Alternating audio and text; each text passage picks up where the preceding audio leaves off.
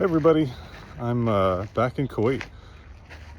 Brought the family here, visiting my wife's father, my father-in-law. I wanted to get out and explore some of the old areas where I used to work with dogs. I like to run, so that's what I'm doing. You can kind of see like all that haze. I hope it looks pretty in the video. It's a lot of dust. This is some sort of like entertainment encampment. Looks like it's been set up for the winter. There's a lot of things like that kind of appear in the winter and disappear in the summer, which is part of the source of a lot of dogs, typically. So anyways, I'm gonna do some running. This is where my roots in animal welfare really began. So there's a lot of history in Kuwait for me, a lot of connection to dogs here. There's nothing being done for dogs here, really, nothing at the government level. No animal shelters that I'm aware of. So a lot of work that needs to get redone and then be managed long term. So it's really a bittersweet thing for me to be here. But anyway, I'm hoping I find some street dogs and get to say hello to them. But for now, I'm gonna keep running. All right, so still in Kuwait, still on that run. I found my first dog. I'm gonna try not to get run over by this car real quick. Let's see how he's doing. I didn't bring anything good. Hey, buddy. How are you? Who's a good dog? I got some tail wag. I could think about going closer. Who's a good boy? What a handsome dog. What a good boy. How are you? How is he doing? Oh, what a sweet boy. I thought you looked very friendly from there. I just know your kind of dog. Yeah, you're young, big paws. In my experience, dogs here don't really survive more than a year and a half. Hey, how are you? Can I look at your teeth? Oh, yes. Year, yep. Very big feet you have. My. I saw your tracks. I did. I saw them on the side of the road. I knew there was a big boy close by. And there you are. Yes. What a sweet boy. What a sweet boy, yes. That's a good boy.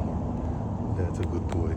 So, there's my first dog. And I'm very happy to have met a Kuwaiti street dog because they are my favorite. We call them desert dogs. Who's my good desert dog? Who's a good boy? Who's my goodest friend? Who's your goodest friend? Yes, that's a good boy. Oh, yes, that's a good boy. That's a very good boy. He's very sweet. Yes. Look at that sweet boy. I know the lighting's not very good. What a good boy. Yeah. Living in the industrial zone. Yes. That's okay. At least there's food. You got good body condition. Yeah. I think so. Yeah. Has somebody been nice to you? You're nice. Yeah. Every once in a while, you pick up a running friend. I don't know how far he'll go, probably not past his territory, but I cannot tell you how many times I have run in Kuwait and had dogs just run with me for a while, and that's kind of special. I like that. All right, same run. Coming up on the next batch of dogs. This is far more. 1, 2, 3, 4, 5 bulks that I can see. Looks like puppies, so maybe more. I'm not going to be as lovey-dovey with this group. Too many complex dynamics. I don't know if you know about Humane Innovations and our consulting services, but one of the things we really put a lot of effort into is helping governments build comprehensive dog and cat population management programs. Oh, that's a sweet girl. I can tell. She barked at me once and then she laid down. Don't lay down. Oh, who's a sweetie? Oh, I know. Yeah. I know this is the weirdest advertisement for consulting services. But we do two things. So we look at it from a scientific level. How many dogs are there? What's the density? That we do with true scientific data gathering. We got to know what the problem is and how big it is. And then what I do is help translate that science into operations. So we're going to figure out exactly where the dogs are. So we need to know at a technical level as well. I mean, I'm counting 1, 2, 3, 4, 5, 6, 7, 8. I can hear more. I would say there's probably 10 to 15 dogs here. I could see a few more around the corner. So if you're going to come catch these guys, you've got to know how many there are. I can't just come and catch the 2 or 3 friendly dogs. I have to come with a comprehensive plan for everybody, and that might mean live traps and chemical mobilization.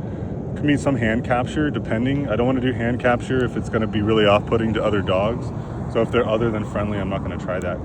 But I can tell some of these guys would be really easy to build relationships with if I just had some food. They're whining, looking at me. There's some stress yawning over there.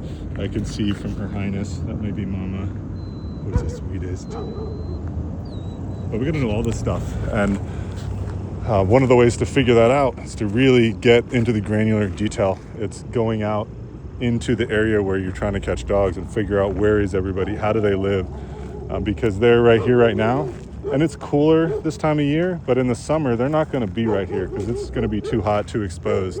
So I've got to understand how they live, their population dynamics at a really tactical level. So I got to figure out where are they sleeping during the day, where are they eating, who is feeding them, do they have people that are taking care of them. I can see water and food over there. You can hear them barking. I'm going to leave them alone. These are all the types of things that we're going to help teach our consulting customers when we're talking with governments and even nonprofits, helping them build comprehensive dog and cat management programs. So that's my update from the field in Kuwait. Going to keep doing this run, just doing kind of a series of videos every time I find dogs, talk a little bit more about Kuwait and about dog population management generally. There's another dog and a little puppy. Dangerous to be a friendly puppy around here. I don't want to encourage that any more than I need to. You must be friendly, I can tell. Let's be careful.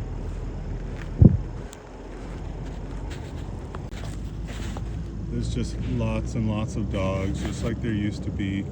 Oh, who's a little one? Who's the sweetest girl? A little boy. Who's a little boy? I'm sorry I don't have any food. That's a very good dog. Oh, that's a good dog. I don't want to make friends and then break our hearts. Oh yes. So Mama's over there. Mama's on the ground right there. So, I mean, this confirms what I knew to be true based on talking to people, but what I didn't want to be true, because we did a lot of trapping here. This was an area where we were not contracted to do trapping. To do dog management. We did it here because there was a dog problem and there's a lot of dog suffering. And so we took what money we could get from donors and from our contract companies. We didn't make any money off of those projects. And we just put it into DPM anywhere that we could get. Some more. 4 more adults. I can hear them in the distance as well. So everybody's got some territory. If you don't know anything about Kuwait, these are really iconic Kuwait water towers. There's a lot of them. They're all lit, usually in colors. This one's not because we're in an industrial area, but it's something that's pretty iconic and representative of part of the architecture of Kuwait.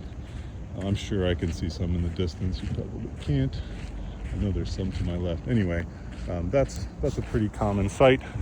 I'm in an industrial area. It's not pretty. Like, this is where all the trucks live during the day, and a bunch of warehouses and stuff for oil refining and whatever.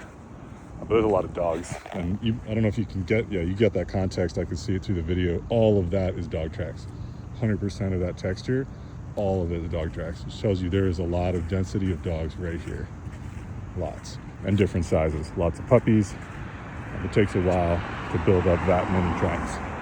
So I'm not surprised because there were a lot of dogs here when I was here however many years. We left in 2014, I think, 2015. So there's no surprise at all.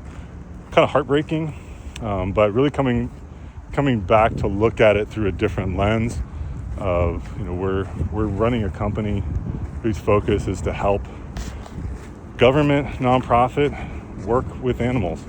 Provide professional level services, and one of those is really dog population management. Really the core of where my heart is.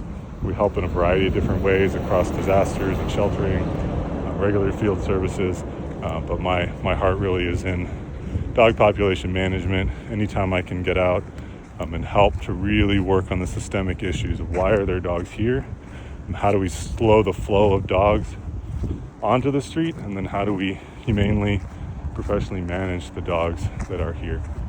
So anyways, that's a long video. Just wanted to give you really a sense of what it's like to be out here, what my life was like for about 11 years. Just a lot of time out in places like this. I'm out here running. You see there's all that dark soil, that's all chemicals, mostly oil, fuel on the ground.